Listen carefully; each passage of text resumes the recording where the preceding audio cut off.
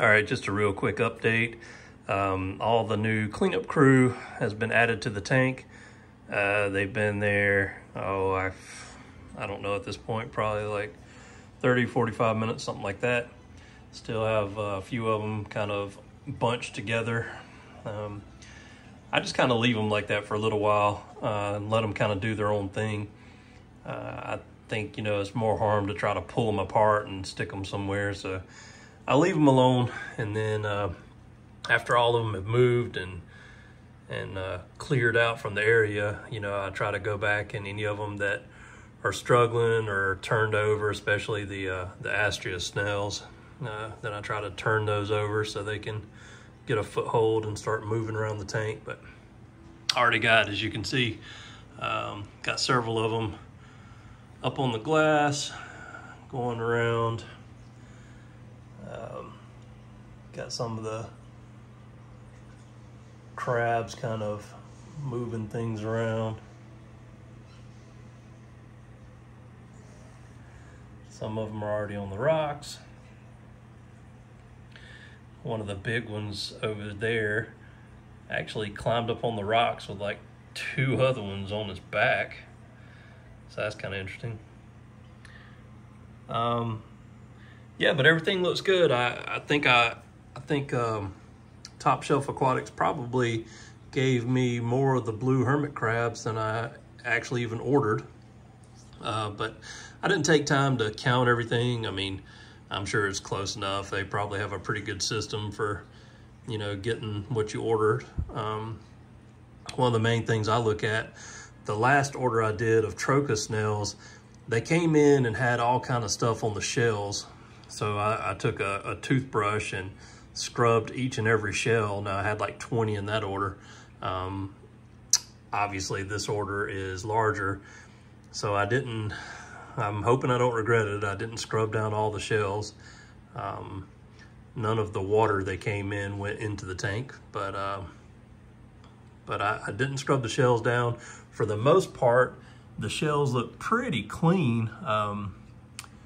Looking over them, I do see a little bit of coralline on them, but didn't really see anything else. The order from Live Aquaria had a lot more stuff on it. Like even one of them had some Bryopsis growing off of it, and just other like probably nuisance type things.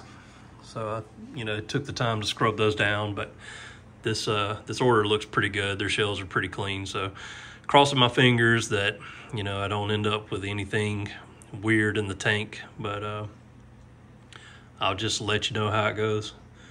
They're making their ways around, and hopefully a lot of them, I know some of these type things will eat detritus and help remove some of that. Maybe some of them won't, but I'm hoping they help get the rocks cleaned off. I know you probably can't tell since I don't have a light filter, but I'm actually starting to get some green hair algae in, other than just the diatoms and brown algae. So I'm, excited to get these in, and hopefully they can really put a dent and prevent, a lot of like algae takeover here coming up, I guess. Other than that, I mean, no other real updates. All the corals are still looking good, with the exception of the Paletta pink back there. Looks a little pale. It's gotten paler than when it first came in and I mounted it. So, well, the green chromas just really want to be on camera, I guess. So that one I'm gonna keep an eye on. I actually, right before introducing the cleanup crew today, I sent off another ICP test. So I'll see where I'm at with everything as far as that goes. I've been sending, so for the past 3 months, I've sent one per month. And so this one, and it's been at the end of the month, so sending the one off for this month.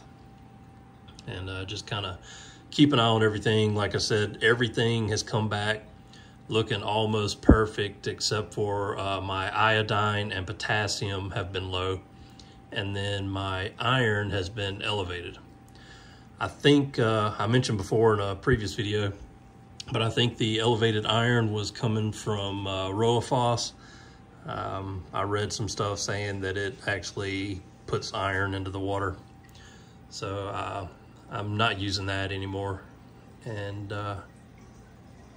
also started dosing the potassium and iodine, so we'll see if those levels pick back up, but everything else looked good.